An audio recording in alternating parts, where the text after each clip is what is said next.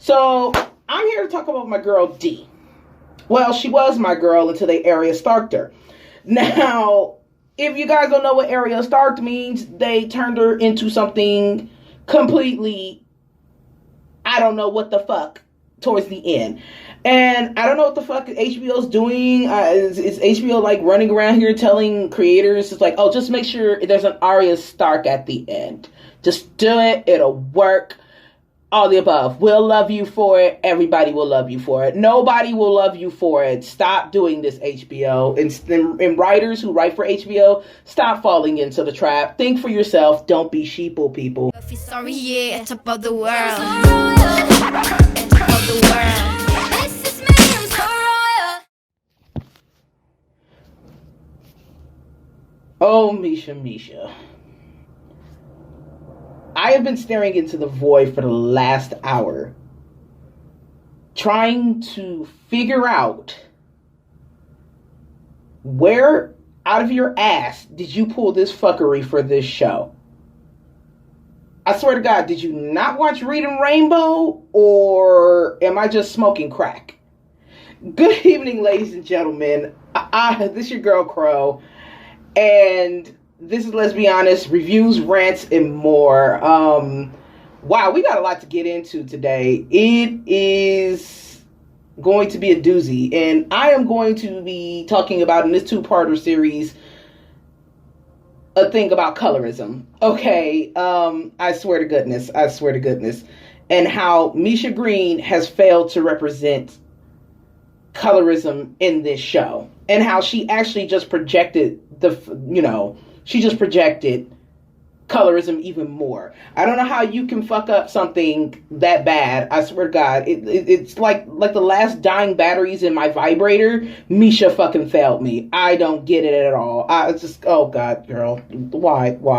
I'm gonna make this as short as I can because my other one's more longer. I mean, I'm not saying it's gonna be super short, but I'm gonna give y'all a treat, But I need to drag this bitch by her non-existent edges. I know she be wearing them hats and covering them bangs, because I know they ain't no with her hats and bangs and shit. I ain't never seen a nigga with a hat with a hat on and a bang. You trying to cover up some edges because we didn't drag you. Us weirdos didn't drag you, I guess. Because yes. Sis, if you were going to fuck up this bad, you should have just read the book and followed the book. I mean, you almost are as bad as D&D. It's just that, thank God that HBO has not, lost their ever-loving fucking minds to give you 10 years to fuck up everything. Thank God, because, oh God. And if there is a season 2 to Lovecraft Country, I swear to God, if you don't bring back Christina and Ruby, I'm like Jon Snow, I don't want it. Okay? I don't want it if you're not going to bring them back. I don't care what little George is doing. I don't care if Tink came back from the dead as a zombie ghost. No, I don't care. I don't give a fuck if Gia finally learns the value and importance of getting the fuck out of there and out of the way. I seriously don't give a fuck what happens in season 2, but it is a very highly unlikely thing that season 2 will be happening. I know people keep holding out hope. No, please God, don't get it. Kill it in its crib right now. Please. Like I said. So I'm here to talk about my girl D. Well, she was my girl until they area starked her. Now, if you guys don't know what area starked means, they turned her into something completely, I don't know what the fuck, towards the end. And I don't know what the fuck HBO's doing. Is HBO like running around here telling creators, it's like, oh, just make sure there's an Arya Stark at the end. Just do it. It'll work. All the above. We'll love you for it. Everybody will love you for it. Nobody will love you for it. Stop doing this, HBO. And writers who write for HBO, stop falling into the trap. Think for yourself. Don't be sheeple, people. So we're going to talk about D and her colorism. And if anybody doesn't know what colorism is a social caste system placed upon people of color by a system that values whiteness. And when I say a system, a global system that values whiteness over all. People in Japan, they literally show like the whitest commercials that they can show, so they can try to tell Asian people or other people of color in other parts of the world that their skin color is no good. It's a deplorable system that has been used in America, especially with African Americans, oh so much. It really has. I mean, that's why we kind of call each other yellow bone, red bone, black bone. We call each other stuff like that to a certain extent, but it's more of a compliment more than so an insult, because, you know, black people take lemons and make it into lemonade, and then we sell it for a higher price to white people. See, I just gave you guys business ethics right there. So we're going to talk about colorism and how Misha Green had a wonderful opportunity to push this issue out amongst black people, but she didn't, because she is a cunt muffin. So if I had to be quite honest with you, we're going to talk about Dee. And Dee actually fell victim to colorism, ladies and gentlemen. She actually fell she fell a victim to colorism. A lot of people were like, well, Crow, where the fuck are you going with this? What's going on? Where are you going with it? How is this possible? She saved the day. She killed the white bitch. She strangled the shit out of her. Strangling the shit out of a person who was defenseless and possibly crippled. Mind you, possibly crippled. And it's not heroism, especially when you're acting like a sociopathic piece of shit. If HBO is out here trying to say, think of the kids, think of the poor children, they're doing a 1-for-1 right now with Arya and fucking Dee. You made both little girls the same age turn into sociopathic killers. Get the fuck out of here. You're not going to tell me think of the kids when you guys can't even write shit for kids.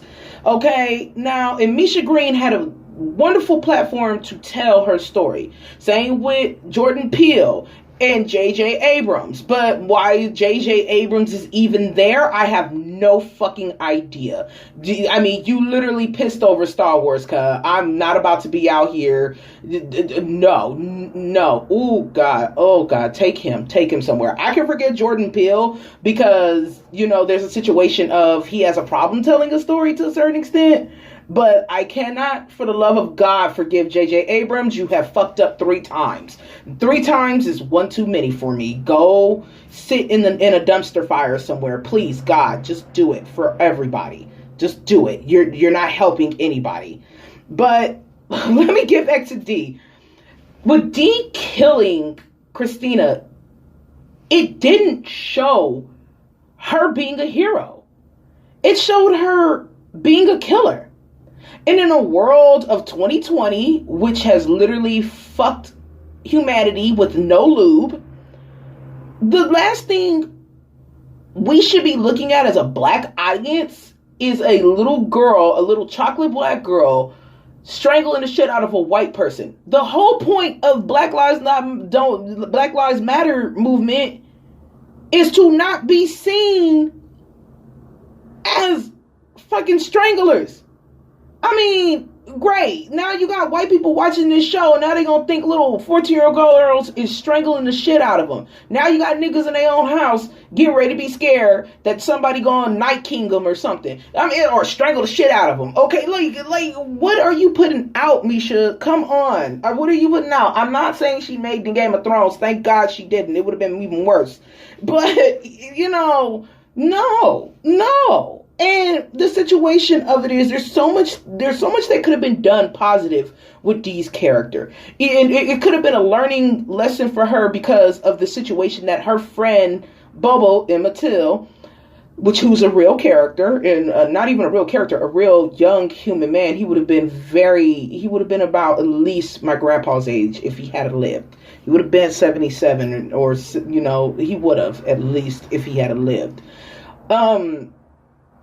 I get that they were trying to say that Dee has to earn her rite of passage to be black in 1955 Jim Crow America, but it's the way you do it. It's the way, it's the end result. It's the fucking end result that pissed me off.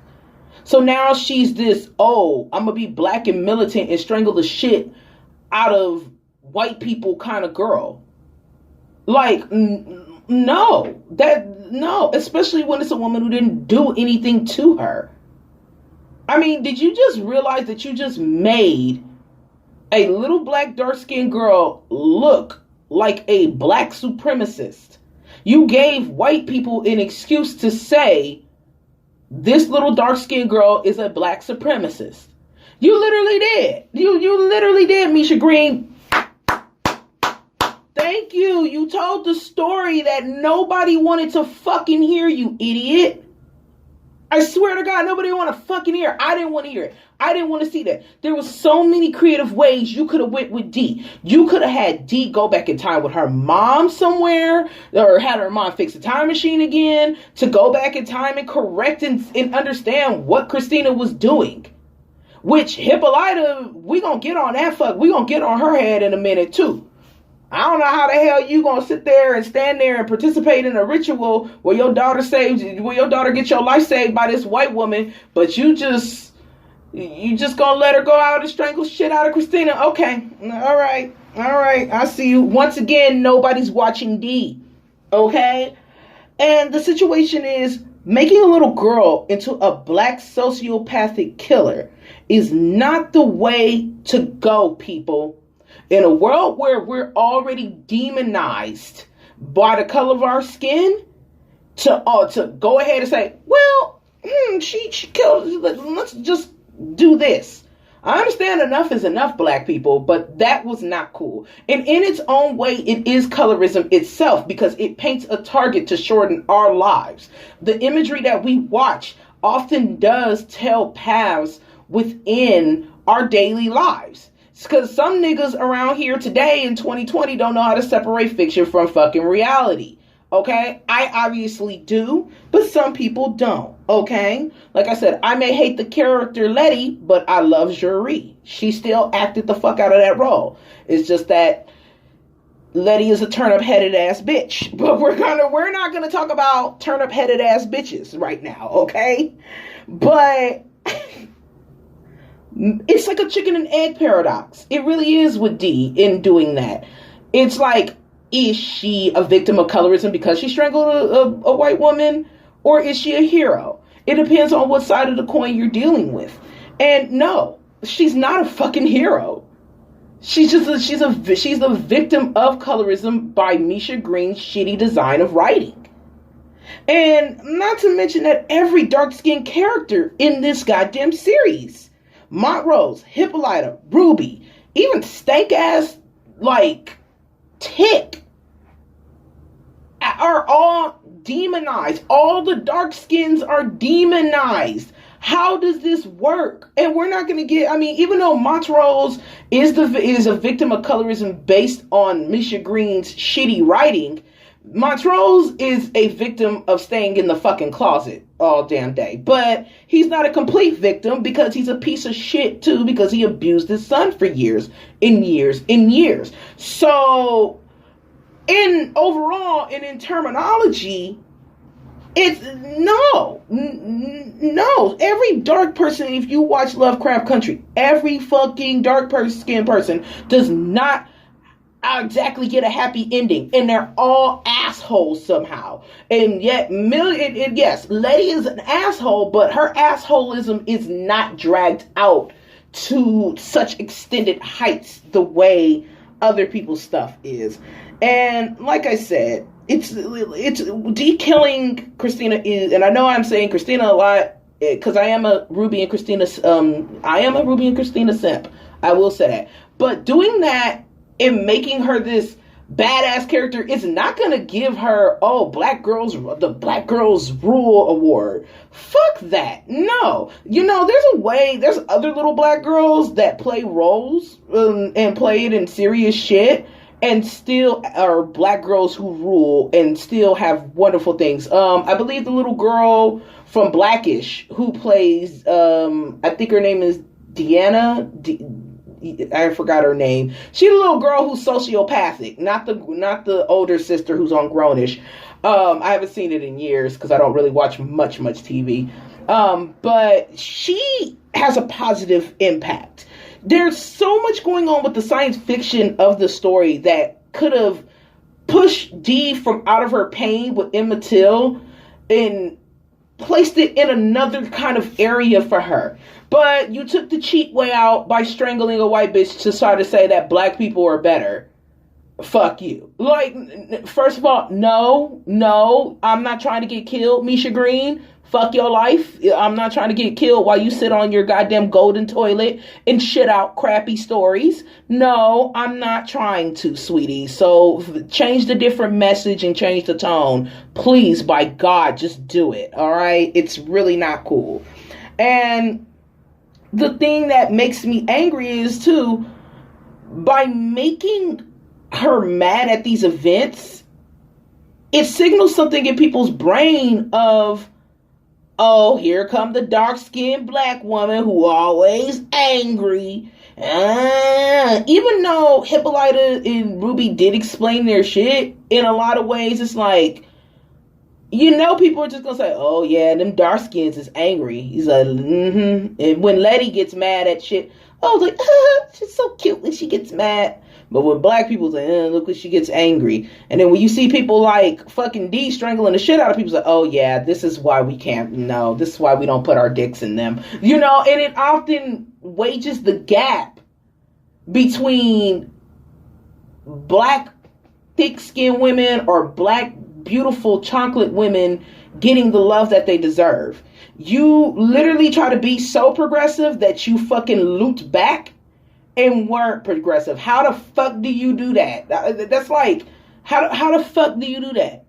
That's like throwing a boomerang and then letting it hit you in the nuts. Like, how does that work for you? How did that work for you? I don't get it. How does it work for you, sweetie? If it's working for you, it's not working for me. I swear to God, it really is. I mean, they Arya Starked her. And Misha Green should have stood up, even if it was HBO pressuring her. She should have stood up and said, yo, fuck that shit, cuz I'm not about to sit out here and make this little black girl be the devil. It's like, we got that too much. You didn't think of the overall message. And I really felt like Misha Green directing this project was her being mad at black people because she went to an all-white school. And when she got with black people, we were like, nah. I feel like she was mad at dark-skinned black people on this. She mad because the dark-skinned black girls wouldn't hang with her or braid her hair. So yeah, that's fine. I'm not gonna braid your hair, bitch, but I am gonna drag you on your edge. I'm gonna drag your ass by your edges. You gonna actually be wearing hats with bangs now, because I'm about to drag you real hard these 2 videos. I don't get how you can villainize black people at the same time, and then not just villainize black people, villainize dark-skinned people, and then villainize LGBTQ people. Like, how do you do that? How? It's like, what goes through your head, bitch? And then read fanfics and then say that LGBT people, the characters that you've created, and then call people weirdos. The weirdo is you, bitch. The weirdo is you. You don't know whether you want to be a black or white. You don't know if you want to be a panda bear. You don't want to know if you want to be an Oreo. You don't know what the fuck you want to be. And I'm not calling out your blackness. That's the saddest thing is I'm not calling out your blackness. I'm calling out your commitment to do better for all black people, no matter their sexual orientation, how dark they are, the size of their body. I'm calling it out for that. But since it's set in stone and on HBO now and not premiering or getting a season 2, you've literally told me your answer. You goddamn edgeless, turnip-headed, soft-headed asshole. Yes, I said it. I am going through something right now. I'm spiraling since Ruby and Christina, people. I've been spiraling for the last, how many weeks has it been? It feels like 48 hours, but somebody might tell me it's been a week or a year. I don't know. But I am just not cool with them having this little girl strangle out a defenseless person who could have possibly been crippled because her body was crushed under that stone. Christina's body, damn, I ain't considering lies. She did look like white cheese crushed between two burnt things of bread. She was not in a good place after she was defeated. She was not in a good place. Okay, it's really sad. But at the end of the day, like I was saying, to sit there and say, oh, we're just going to strangle somebody else out, and then say, well, she's the hero of it. No. She ended up coming cold, calculated, and not charming at all. The charmingness that made that little girl who she was. It's sad. It's really sad. And I know she was supposed to show the brutalism of how black children grow up in Jim Crow area, because they had to grow up fast. They did. They had, you ask anybody who's your elder, who's black, they did have to grow up fast. And the rite of passage was seeing your best friend be killed, or at least hearing about it, or being brutalized by the police. That was the rite of passage of black people. It still is today. It's unfortunate. But you don't take that anger and then try to seek divine justice, because it's just going to villainize us more. And in its own way, it is colorism. Now, I know, like I said, I can't speak much on Dee because Dee has only had certain shots and parts. She's never been involved and in looped in the story. And I'm not going to say that Dee's villainy all the way is based on her being embedded as a character in colorism. It's based on the factor with her that Misha Green's a shitty writer. And Dee's anger, though justified, and though she deserves to feel that, is based on the situation that she has shitty fucking family members. Which, BTW, you just totally put the black family dynamic. You totally didn't fucking do that right either. You just... Yeah, the only one who was showing black love and black family and black unity was Hippolyta and George. That's it. The rest of it is fucked up. Now, Christina and Ruby don't count because they're an interracial couple, but I love them bitches. I swear I do. But at the end of the day, this is my part one, and it was about Dee, and I felt like we should have took the time to notice who Dee was and why it got to that level. And Dee and her unfortunate ending and what she became was her not being a victim of Misha Green's shitty writing, not her as a person. Her conflicts and turmoils were very decent and very justified to her sadness, but I really felt like she should have sent Dee on an adventure more so than anything. I would have loved to see Dee become Arithia Blue. I would have loved to see Dee become Arithia Blue or Panther Girl or whatever the case may be. I would have loved to see her. But we kind of knew and got a little bit of things where he's talking about, well, Panther Man. Like when she handed her dad the comic and he said Panther Man. So we kind of knew that she was going to get militant and black a little bit, but sis, there's a way you do it. She could have been militant and black because the Black Panthers did start coming in a little bit when the 60s started popping up a little bit more. And the situation with that is, or what that's about, Nation of Islam and, how do you call it? Nation of Islam and Black Panthers and things like that. It was a lot of the situation where black people were just defending themselves, not hurting out. And a lot of programs that Black Panthers did start were WIC, which is still used today. WIC is for mothers and children, I believe so. Mothers, infants, and children. It's a program to help people in lower income communities. Black Panthers did start that.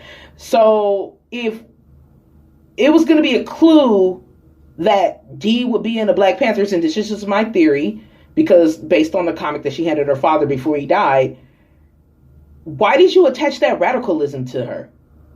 You literally just pissed on the Black Panthers' name and who they are to make this girl black and militant and downright fucking ignorant. Which, like I said, you're not helping black people by protruding that kind of pseudo fantasy. You're fucking really just dooming us at the end. And at the same time, you are perpetuating colorism. You really are, Misha Green. So that's it for part 1 for me, ladies and gentlemen. Like I said, if I didn't say before in the videos, comment, like, and subscribe. Shout out to Carrie, my editor. Check out Bling It On Girl. Check out all her wonderful stuff. She is my editor, the rock, the soul of a lot of this content. As well as to thank you guys to the Ruby and Christina community, and all the community of Lovecraft Country, whether you agree with me or whether you don't fucking agree with me. Thank you guys so much for opening your eyes. Like I said, comment, like, subscribe, and I will see you later to review part 2 of The Forgotten Ones. And boy, oh boy, we got Hippolyta and we got my girl Ruby. And boy, oh boy, this is going to be a shit show. So I'll see you when I see you guys. Later. Yeah, top of the world. When I hear him come like my fuse and then ba-bum. Later, see you later, I'm about to blow this up. You can sing my song if you want, I know you want it. It's always kinda funny, yeah, cause you know I'm a superstar on the sky to lead you on. Haters gonna hate, it's a proof of how they love. They can bring me down, nah, nah, nah. They are jealous of me and my umbrella, yeah, they love me so.